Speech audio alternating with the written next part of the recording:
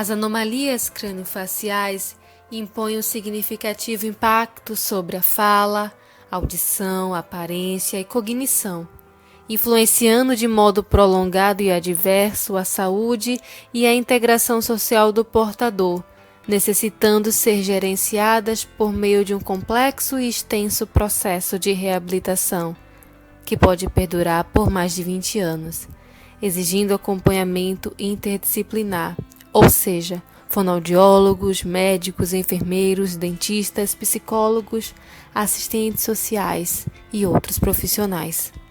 O processo de reabilitação do paciente com anomalia craniofacial requer continuidade. No entanto, muitos dos pacientes atendidos por serviços de referência não conseguem se deslocar aos centros por morarem em cidades longe do serviço. Os atendimentos acabam se dando de forma esporádica, resultando em um desgaste emocional para o paciente e seus familiares e em um processo de reabilitação lento que muitas vezes gera o abandono. Nesta conjuntura, a formação de profissionais da área da saúde voltada para o atendimento das anomalias craniofaciais contribui para a descentralização e otimização dos serviços, tendo como um meio para alcançar tais objetivos a educação permanente em saúde. Na verdade, a política de educação permanente em saúde, ela endereçava não simplesmente uma questão da formação, não simplesmente uma questão pedagógica, mas na verdade ela pretendia produzir dispositivos que possibilitassem o encontro dos diferentes atores que constroem o SUS, problematizando suas diferenças e, quem sabe, sendo um dispositivo para a produção de novos acordos, novas acumulações que possibilitassem aproximar o SUS das necessidades de saúde das pessoas tão heterogêneas nas diferentes realidades do Brasil, com as condições de trabalho também tão heterogêneas nas diferentes realidades do Brasil, e construir um SUS, uma saúde, um cuidado em saúde que fizesse sentido para as pessoas. Em meio à realidade da educação permanente em saúde, a tecnologia vem como uma ponte, evoluindo a cada dia a um ritmo sem precedentes, atingindo determinadas áreas remotas e de difícil acesso em todo o mundo. A inserção das estratégias de ensino à distância nos programas de educação permanente em saúde é um método inovador de ensino, uma vez que mostra a possibilidade de ampliação do saber profissional, facilitando o desenvolvimento da aprendizagem, seja dentro ou fora da instituição de saúde. Assim, essa modalidade de ensino e aprendizagem permite que, mesmo que não estejam em espaços e tempos não tudo é promovido, pois a educação à distância, ao utilizar recursos tecnológicos, apresenta características que podem contribuir para uma aprendizagem baseada na construção de conhecimento, já que as facilidades de interação via internet permitem um tipo de educação que é muito difícil de ser realizado presencialmente. A educação à distância pode utilizar abordagens pedagógicas que exploram os verdadeiros potenciais, facilitando não somente o aprofundamento da interação professor-aprendiz, mas também entre aprendizes, o que propicia meios para uma educação dificilmente implantada em ações estritamente presenciais. Neste sentido, o uso das estratégias da educação à distância tem sido uma importante contribuição para o desenvolvimento dos recursos humanos em saúde, seja no processo de formação ou no processo contínuo de conhecimento, sendo uma nova perspectiva para os profissionais, desenvolvendo desta forma um novo espaço de aprendizagem para a construção do conhecimento. É neste cenário que este estudo se apresenta.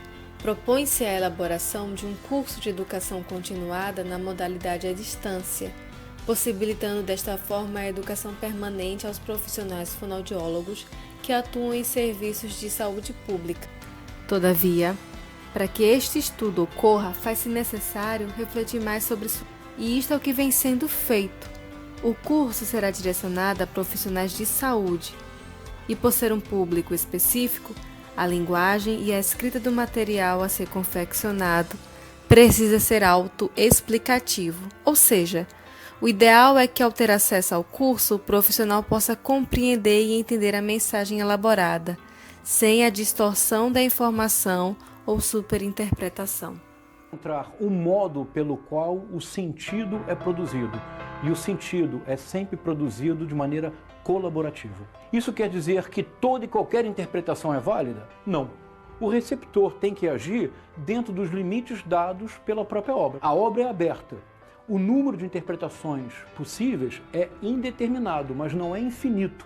Para Umberto Eco, a interpretação, enquanto característica básica da semiótica, é potencialmente ilimitada, mas isso não significa que a interpretação não tenha objeto e que ocorra por conta própria.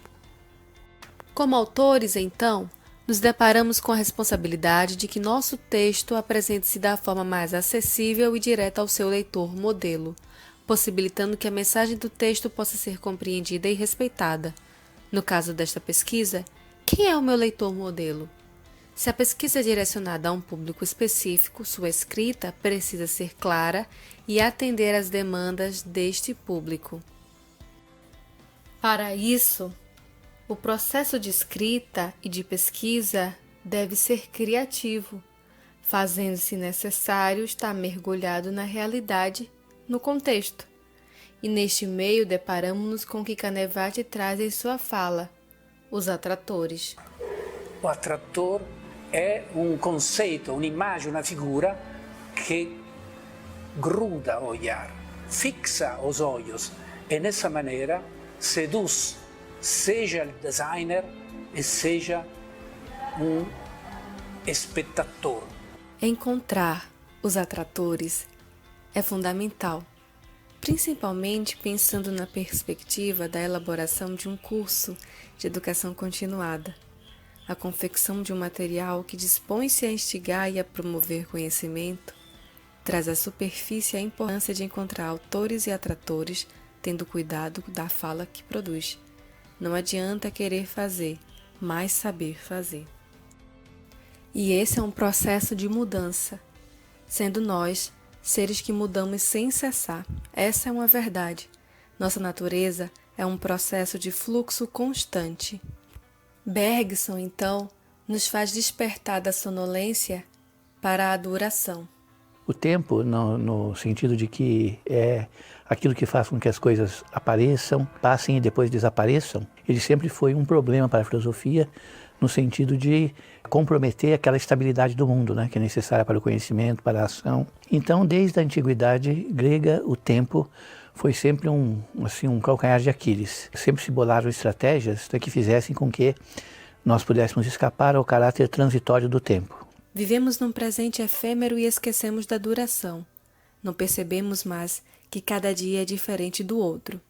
E os profissionais de saúde, em suas rotinas cansativas, tornam-se muitas vezes insensíveis às mudanças. Uma doença, um problema de saúde, acaba tornando-se uma imagem pausada. Mas uma doença é muito mais que um número. A vida é mais que uma medida. Queremos tomar outro caminho. Não devemos medir a duração, mas senti-la, retornar para aquilo que perdemos, o tempo puro. Propor um serviço melhor, mais humanizado e atender a algo mais antigo é desconstruir uma maneira de pensar cronométrica. E mais do que isso, é fortalecer e empoderar profissionais, usuários, toda uma comunidade. Fazer uso da tecnologia e expandir espaços é dar voz e acesso, para que a saúde também possa alcançar seu princípio de universalidade.